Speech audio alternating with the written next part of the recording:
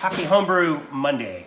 So this is a little off-cycle video I'm doing here, and you'll see later in the week, a couple days from now, in my Homebrew Wednesday video, I had a really good visit from SJPorr and his wife Mary. The Porrs came to visit us to drop off their 2018 hop experiment beers. God, I wish we would have had more time. We had a blast. It was a lot of fun. And but anyway, he dropped off 3 beers for us here, and I've got the sad thing is they don't really have descriptions. I think we talked a little bit about them. This one here is called Night Move. I think this is the Abbey Ale. There was this beer here, which is, I can't really read it. Oh, Wilbur Chocolate. I think it's a stout with Wilbur Chocolate in it from Pennsylvania. And we talked a little bit about that one. And then they have this one here, which is called Rye, I think it's Flight, something like that.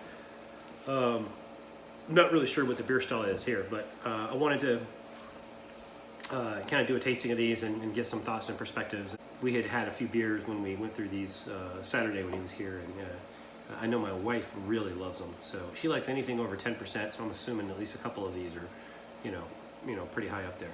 So I'll start with the first one here. Actually, let me save the Wilbur Chocolate for the last. So I'll do the Night Move and then Rye Flight, and then I'll go in for the stout.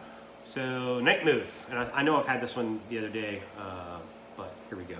So color-wise, this thing is like, it is carbonated. It's been in the growler, but it had a nice big hiss when I opened it up, so I know it's carbonated. Thing is like really clear. Very, very slight haze, but it's a really pretty, not quite amber. It's between gold and amber. It's a really nice, I don't know if you can, yeah, you can see that. Look at that. Looks kind of like whiskey, actually. It's a nice whiskey color, if I had to describe it, but very pretty. I know it probably, I don't know if it's going to have a head on it, because I think this one's up there in ABV. It doesn't have it, even though when I poured it, I know it's carbonated, so I didn't really pour it very vigorously, so. But appearance-wise, really pretty beer, so let's get a nose. Don't shoot me because my, unless it's an IPA or a, really funky beer, it's always hard for me to get an aroma on this, but getting a little bit of booze on the nose. And I want to say like a leather, which is kind of strange.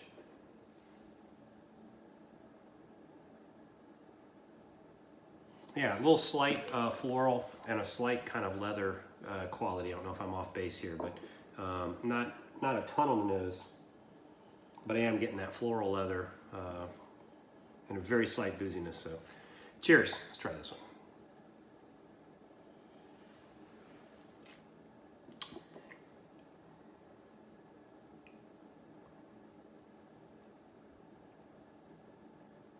one. I know why my wife liked this one.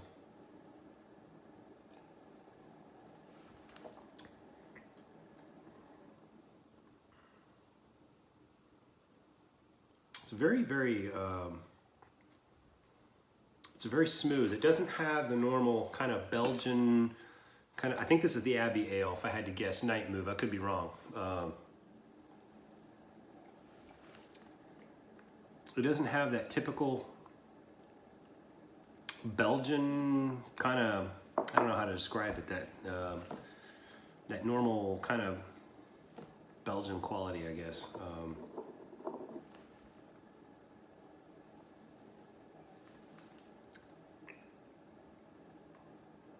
I'm getting a kind of a medium kind of caramel, like in the taste. It's not very bitter. There's a, I mean, if you did hops on this, I would say it was probably just enough, to get a little bit of bittering to keep it from being sweet.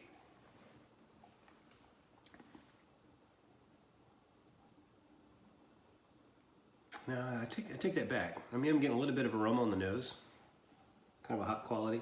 So, but I don't know. I doubt he did a late hop addition on this.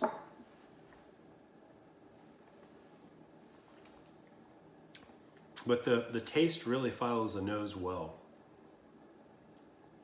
You get a little bit of bittering kind of on the back of the tongue, kind of towards the end of the taste. but it's got that kind of like mid-range sweetness, very pleasant. You don't get the boozy quality that not boozy quality, but there's a slight booze on the nose. You don't get that when you drink it. I think I do feel a very slight warming sensation, so I know it's probably got some effects there. So yeah, very nice. My wife loved this, so it's got to be at least 10%. I don't know, SJ. You can comment of what the ABV on this. I am surprised that it doesn't have the normal, like when you drink in a Belgian. Although I'm thinking of like a quad or a double or a single. It doesn't have that kind of very distinct kind of Belgian quality. This is an Abbey Ale, so I think I'm not as familiar with Abbey Ale, so it's probably a little more subdued in terms of the yeast character. But yeah, there's no off flavors. I mean, this thing is it's a really pleasant beer, very smooth. That's how I would call this a very smooth Abbey Ale. All right, so that's Night Move. Now we move on to Wilbur Chocolate we'll do last. This is Rye Flight. I don't know anything about this beer. I don't know what kind of beer style it is. He probably told me, but I was kind of distracted brewing an Imperial Stout the day he showed up, and so I may have missed some of the details, but same thing. It was a very similar looking beer. Actually, this one's a little lighter. It's the same clarity, really nice clarity on that. It's a little lighter than the Night Move. I would call this kind of a dark gold color. This actually looks like tequila if I had to, give it a visual quality. So let's go in for a nose.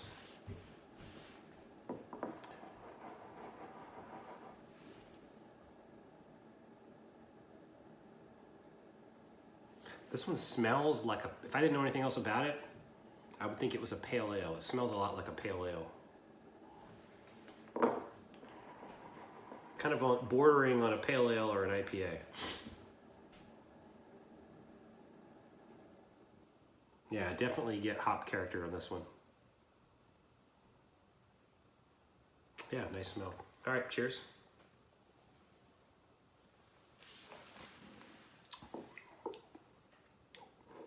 Okay, right off the bat, yeah, I would say this is a pale ale. I get I hope I'm not off on the beer style, but it tastes like a pale ale to me. I get the rye right off the bat. That kind of kind of a dry quality. I've only had a few rye beers, and it's very distinct when I like rye bread, and I kind of what I think when I drink this.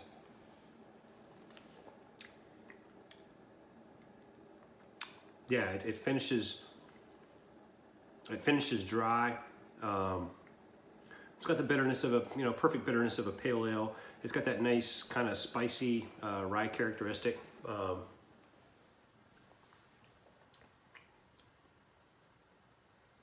Yeah, I don't know what the ABV on this thing is, but this is a this is a crusher for if hopefully I don't he doesn't come on there and say, hey, this is like a 10.1%. I don't think so. I don't get any booziness on this at all. I think it's probably somewhere between 6 and 7%. I don't know. I could be wrong. If I just had to, if someone didn't tell me about this beer, which I don't know anything about it, and I had to guess, I think it was about a 6 or 7%. But that spicy rye character comes through. Really nice beer, and has a really good nose on it. So I could tell this one was probably dry hopped. And it kind of has a Columbus, kind of aroma to it. Columbus or Chinook, I'm not sure. Actually, I know he grows a lot of Chinook, so maybe it's maybe it's that third that's undecided. It's that Chinook you were telling me about the other day, SJ. Very nice beer. This is one that I'd want to pound while watching a football game. Okay, now for the last one, which I think my wife, this was her favorite. So this is the Wilbur Chocolate Stout, I believe. I think it's an Imperial Stout. This is made with this particular Wilbur chocolate that is specific to Marion Stevens area there in Pennsylvania. Oh, the aroma on this thing is like pure chocolate. Oh, wow.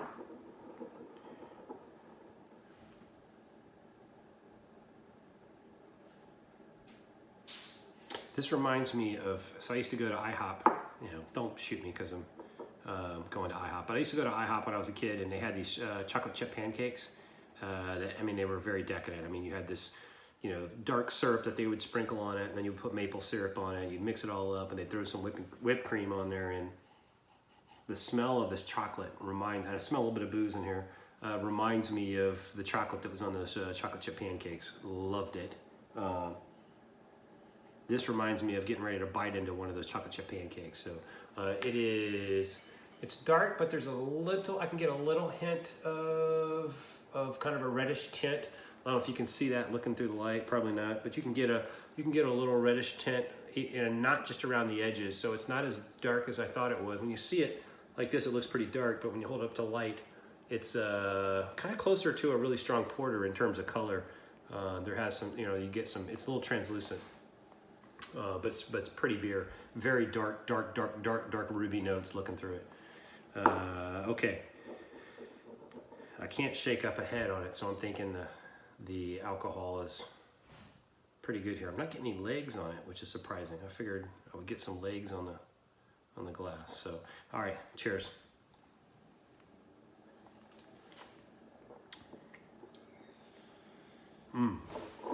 If I didn't know better, I would say, so actually now that I'm thinking about it, it doesn't taste like an imperial stout. It kind of tastes like what a imperial, no, I guess it is. It's really nice because he focused on the chocolate and not so much the hops, or the. I think I would have to say with the dark grains on this one, he probably, you know, correct me if I'm wrong, Steve, but it tastes like you probably steeped the grains, the dark grains, like maybe you cold steeped it, and then got the color and then added it in late in the boil. Because what I'm not getting in this is a very roasty characteristic, kind of that burnt, kind of not astringent, but burnt roasty that you usually get on dark malts that, you know, produce this kind of a beer. Yeah, there's a very slight char, but very, very slight. It's surprisingly, it's surprising how little kind of roastiness there is in this. And I don't say roastiness, but I'm seeing, you know, intense bitterness. I mean, it's not there. I don't know if maybe you used like debittered malt or you cold steeped it, but it is surprising how non-bitter this thing is. And that's not bad at all. It's actually good, because sometimes you get these stouts and people kind of go overboard with the super intensely bittered, like you know, black patent malt or something like that. Yeah, somehow you were able to get that super bitterness quality out of it. It's very nice, as you can tell, because it's almost gone.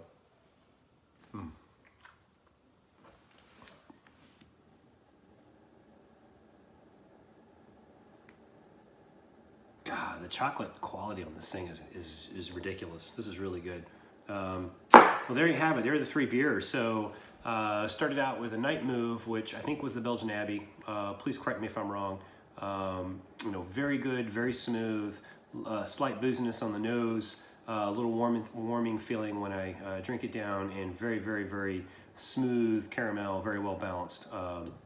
Not much on the nose. It doesn't have a typical kind of Belgian yeast quality of the type of Belgians that I've had. But again, I'm a novice when it comes to Abbey ales. Then I went on to the Rye Flight or whatever this is. I think this is a pale ale. I think you use rye malt because it's in the name. I get that spiciness on the rye. I get a pretty good hop character. I think it was Columbus or Chinook that you dry hopped with. Anyway, I'd be curious seeing in the comments what you used to dry hop this thing with. Very nice beer. It kind of poured. I think the rye kind of contributed to the color. It looked kind of like tequila, actually, I think I said.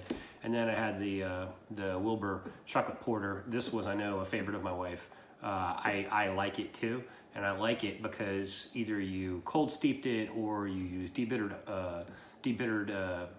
dark malts. And I'd be interested to hear how you were able to achieve that. So those are my impressions. Hey.